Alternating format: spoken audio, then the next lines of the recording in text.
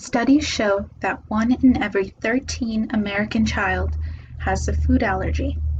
A food allergy is a reproducible adverse reaction to a food that is caused by a type of immune allergen in that food. The most common food allergies include cow's milk, eggs, peanuts, tree nuts, wheat, soy, fish, and shellfish. Consuming even minimal amounts can be life-threatening, so epinephrine or adrenaline must be injected to prevent death.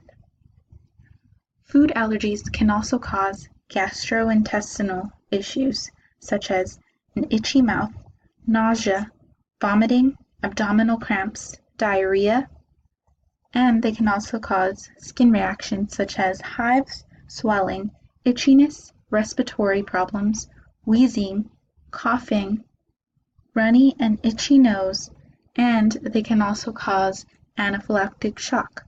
This means there is a massive immune reaction which can lead to death.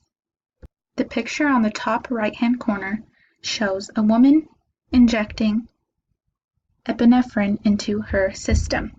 This is also called an EpiPen and must be used every time an individual comes into contact with the food that they are allergic to.